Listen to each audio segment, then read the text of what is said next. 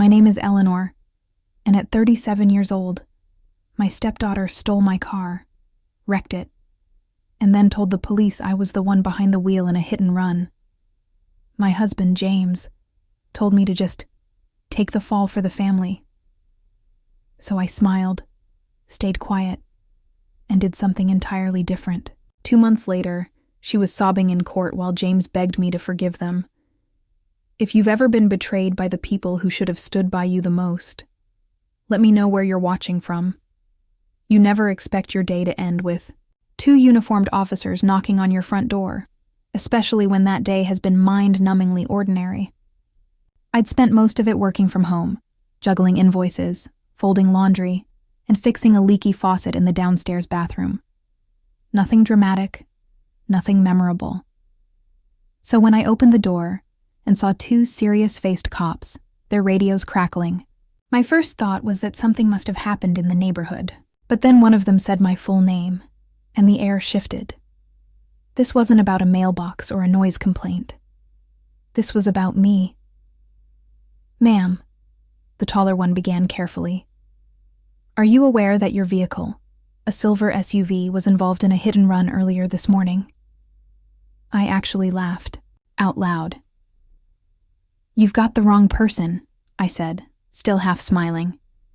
"My car's in the driveway. I haven't even left the house today." The shorter officer tilted his head, skeptical. "A witness identified your license plate. Your stepdaughter Kayla told us you took the vehicle around 9 this morning." My brain froze for a second. "Kayla?" I looked past them, toward the driveway, and my stomach dropped. The empty space where my car should have been was glaring back at me. Gone. My car was gone. In an instant, everything clicked. Kayla had been hinting for months about wanting her own car. James kept saying she needed independence. I'd offered to give her driving lessons, but she said that was controlling. I stepped outside, scanning the street like maybe I was missing something obvious. But no. The SUV was gone, and apparently it had hit someone. "Where's the other driver?" I asked, my voice unsteady. "In the hospital," one of the officers said. "Broken wrist, concussion. They were riding a bicycle." "God," I whispered. "They said the driver fled. A witness followed far enough to get your license plate." "Your stepdaughter told us it was you." The second officer's tone was calm, but firm. "Your husband confirmed it." That made me stop breathing for a moment. What?" The officer nodded. "He said he saw you leave around 9, that you and Kayla might have argued before you left. He also mentioned you may have struck her during that argument." I blinked several times, trying to process words that made no sense. James, my husband, the man I'd eaten breakfast with this morning, who watched me spend the entire day at home, was now backing a story that painted me as violent and reckless. "I didn't hit her," I said slowly. "I didn't even leave the house today." "Would you be willing to come with us for questioning?" "Of course," I said, because I was innocent, and I thought that meant the truth would sort itself out. Naive, I know. They didn't cuff me. But sitting in the back of that police car, I caught my neighbor's curious stare through her blinds as the door shut. That's the kind of thing that brands you in a neighborhood. People remember seeing you taken away. At the station, I asked for my lawyer, not because I was hiding anything, but because clearly, reason had left the building. 2 hours later, James finally walked in. His face was pale, not with guilt, but fear. Not fear for me or the injured cyclist, but fear for how this might affect Kayla's record, her spotless reputation, her college applications. "I'm sorry," he started, sitting across from me. "Kayla's terrified. She panicked. She said you'd know how to handle it." I stared at him, waiting for the punchline. "Handle it? What does that mean?" "She said you'd fix it. For the family," he said quietly. I couldn't help but laugh, a sharp, humorless sound. "You know I didn't take that car, James. You were with me all morning. He swallowed. Yes, but there's a bruise. My stomach twisted. What bruise? She has one on her arm, from the crash. She told them it was from when you grabbed her during an argument. I sat there, stunned. So let me get this straight, I said finally. Your daughter steals my car, crashes it, flees the scene, and blames me. And instead of being my alibi, you tell the police I hit her? He winced, lowering his voice. It's just until things calm down. We'll fix it later. There's nothing to fix, I said evenly. She lied, and you lied with her. She's scared, Eleanor. She made a mistake. I looked him right in the eye. No, you both did. He reached across the table for my hand, voice soft. Please, just take the blame. For now. I pulled my hand away. Slowly. Calmly. And then I smiled. Just a little. Because the thing about betrayal is that it strips away the fog. It shows you exactly who's willing to destroy you to protect themselves. They wanted me to take the fall, but not in the way they thought. It's funny. If someone had asked me 6 years ago if I wanted kids, I'd probably have shrugged and said, if it happens, it happens. That's what you say in your 30s when you're open to the idea but not chasing it. Then came James, charming, confident, and just ruthless enough to make it interesting. And with him came Kayla, 13 years old, and looking at me like I was a substitute teacher who didn't know how to take attendance. On our second date, James said he wasn't looking for a mother for his kid, just a partner who could handle things without drama. I'd laughed. I'm great at not getting weird, I told him, which in hindsight was possibly the weirdest thing to say. But it worked. Within 6 months, I was helping Kayla with algebra while James fell asleep halfway through documentaries. I made pancakes on Saturdays, drove her to volleyball, tried to keep up with her TikTok slang, and quietly carved out a space in their little world. I wasn't trying to be her mom. Her biological mother was still around, orbiting at a distance like a dead satellite. But I showed up. Every day. I paid for braces. For clothes. For the phone she shattered twice in 1 semester. When she turned 16, I offered to teach her to drive. She rolled her eyes and said, "That's what actual parents do," and walked off. I told myself it didn't hurt. But it did. James kept saying she'd come around, that she just had a strong personality, that her boundary pushing was a sign of intelligence, which sure was one way to rebrand manipulative behavior as gifted. Still, I tried. I attended every parent-teacher conference, paid for tutoring, helped with college applications, even bought a used SUV in my name, planning to transfer it to her once she had her license and insurance. That same SUV, the one she crashed and blamed me for. James insisted things would improve once she matured. "Give her space," he said. So I did. I gave her space. My weekends, my money, my patience, my car. And in return, she tried to destroy me. James sat across from me in that interrogation room, wringing his hands like he was the victim, whispering, "She's scared. She made a mistake." But that's not what a mistake looks like. A mistake is dropping your phone in the toilet. Forgetting an assignment deadline. Not this. Not Grand Theft Auto, a hit and run, and a fabricated assault claim. That's not panic. That's a plan. And James didn't just go along with it. He supported it. Filled in the blanks. When the police asked if he'd seen me leave, he said yes. Said I was upset. Said I just needed to blow off steam. At that time, I was folding towels in the laundry room and replying to work emails. The wildest thing I'd done all morning was add an extra espresso shot to my coffee. But none of that mattered. Because they had a story, and it was convenient. Easier to sacrifice the quiet, dependable stepmother than face the reality that the golden child could do something truly unforgivable. So yeah, I stopped being nice. Not publicly, not dramatically. I still paid the bills, still took out the trash, still sent polite texts like, "Hope your meeting went well." But behind the scenes, I got quiet, strategic. I spoke to my lawyer. I requested every shred of traffic camera footage available. I pulled text logs, timestamps, receipts. I froze the joint account and opened a new one, transferred my paycheck, removed James's access to every login he used to ignore but rely on. Power, gas, Wi-Fi, all in my name. I started documenting everything, because if they wanted a villain, I'd give them one. Just not the kind they were expecting. Getting accused of a hit and run is one thing. Getting accused of it by your stepdaughter who stole your car is another. But having your husband back her up, that does something to you. Not in a loud, rage-filled way. It's quieter, colder, like something inside you shuts off so you can finally stop making excuses for people who don't deserve them.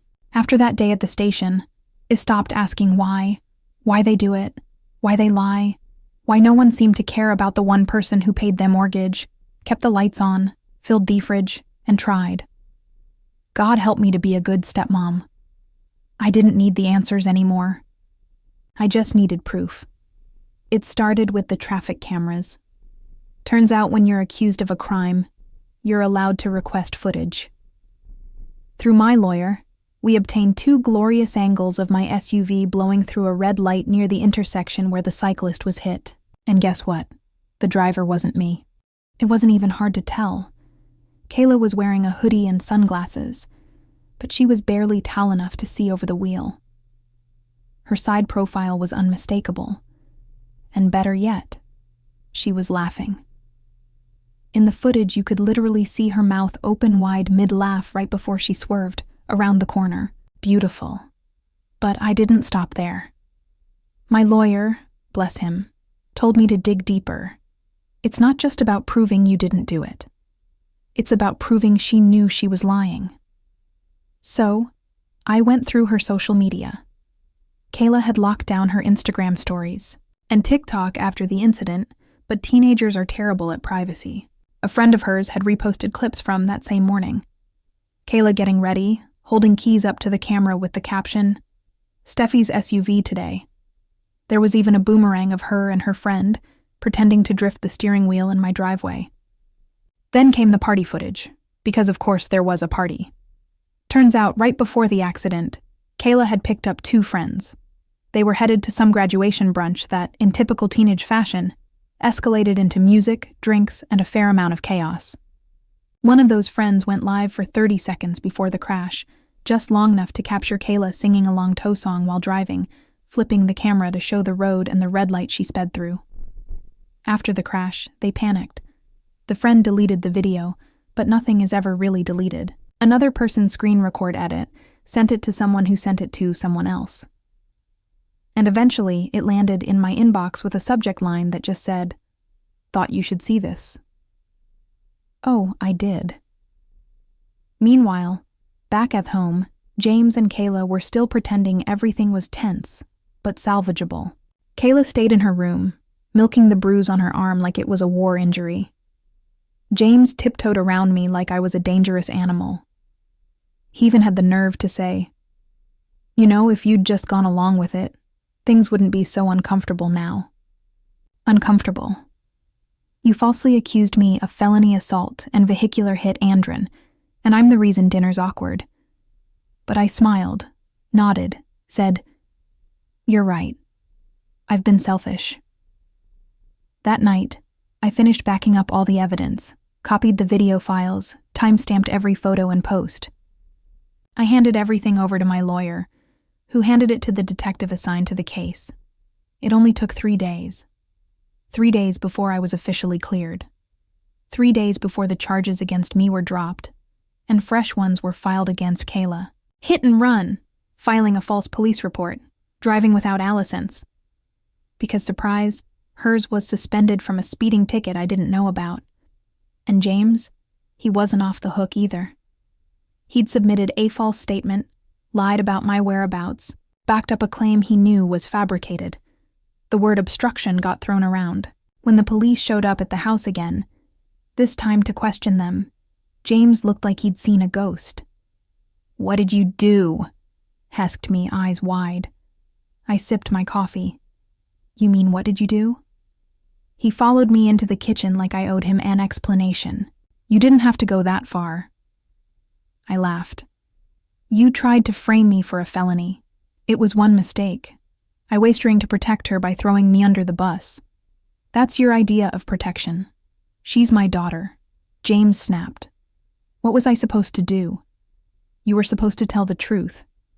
He looked at me like that concept had never occurred to him. Then he said something that made my skin crawl. "She's just a kid. She has her whole future ahead of her. You're a grown woman. You'd survive." I don't know if he realized what he said. Maybe he did. Maybe he meant it. Either way, it was the last nail in the coffin, because what he was really saying was, "You don't matter. You're disposable. Your reputation, your job, your life. All of it was worth sacrificing to keep her daughter's image clean." That night, I changed the locks.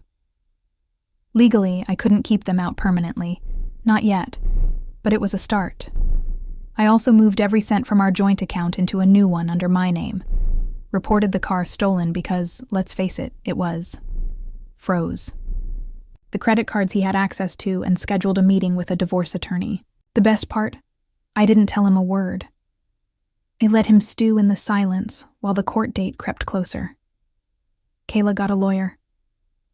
James tried to handle things, informally with the DA, saying it was all a misunderstanding.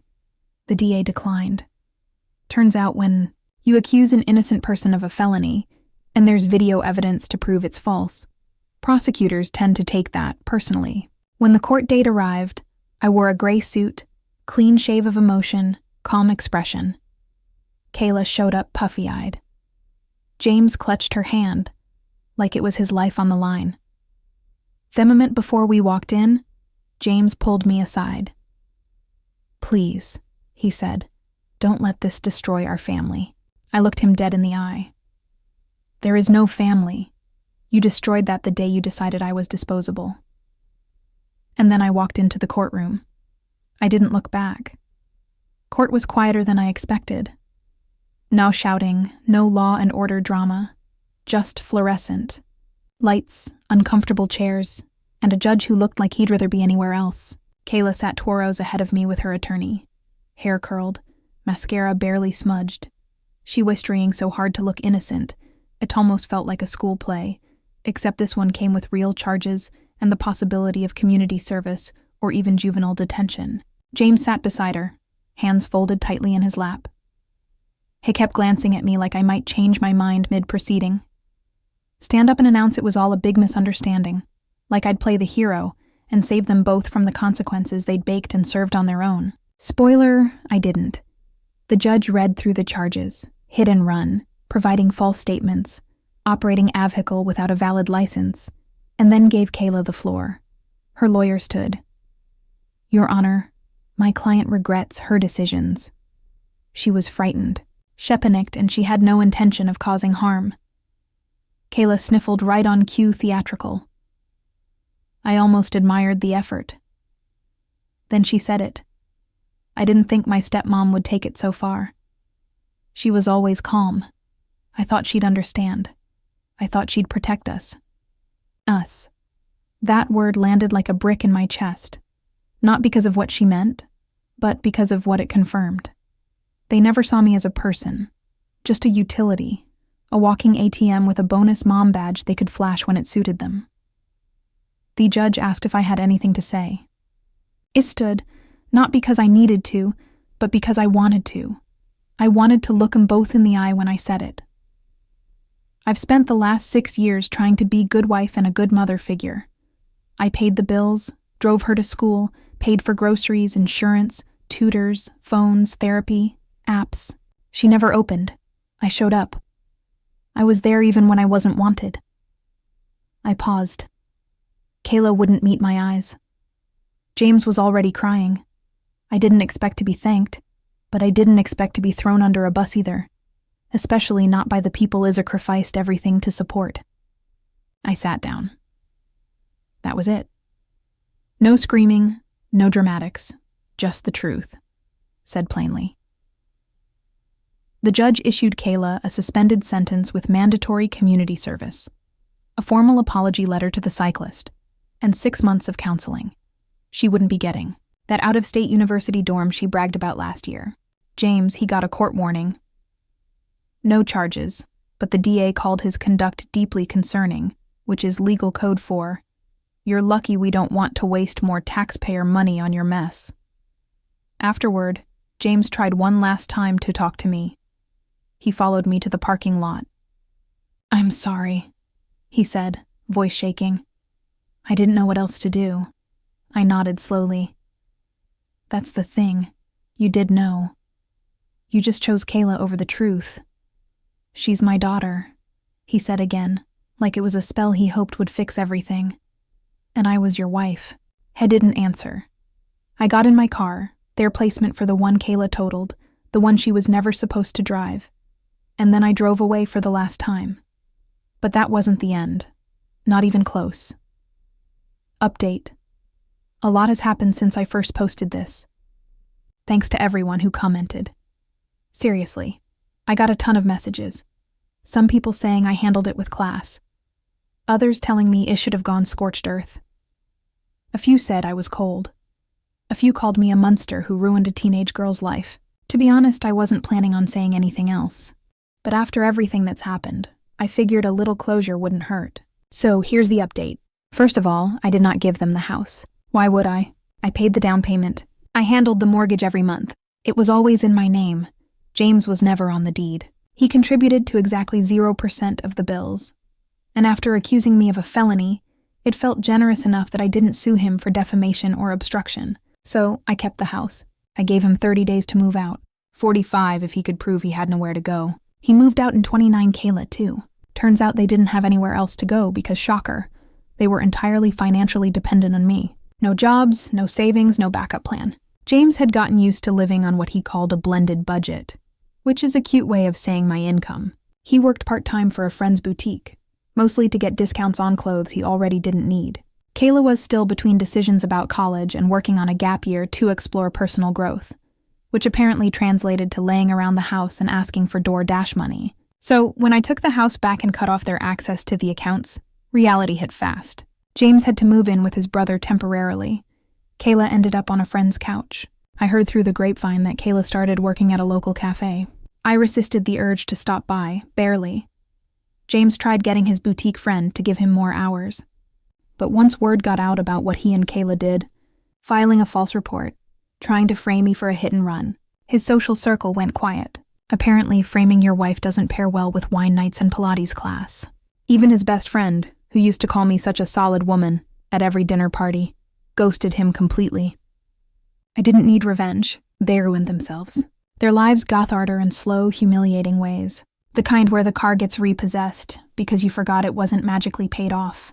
The kind where the phone plan gets shut off because it was under my name. The kind where you have to reapply for health insurance and realize you've never filled out that kind of paperwork on your own. I heard Kayla dropped out of her court-mandated therapy, then got ordered back in or face more community service. I'm guessing self-reflection isn't her strong suit. As for me, I still live in the house. It's quiet now, peaceful. I redid the office, got a new dog, picked up cycling again. My neighbors, yes, the same ones who saw me escorted to a police car, stopped avoiding me after they found out the truth. One even brought over a bottle of whiskey and said, "You handled that better than I would have." And no, I'm not bitter. I'm just done. I gave that family everything. Time, money, patience, love. And when it came time for them to choose between protecting me and protecting a lie, they chose the lie without hesitation. So I walked away, with my name cleared, my head high, and a mortgage I now pay happily, knowing no one else is secretly planning my downfall in the guest room. Like I said before, some people still think I went too far, that I ruined a young girl's future over a moment of panic. Maybe they're right. Maybe I am the bad guy. What do you think? Leave a comment below.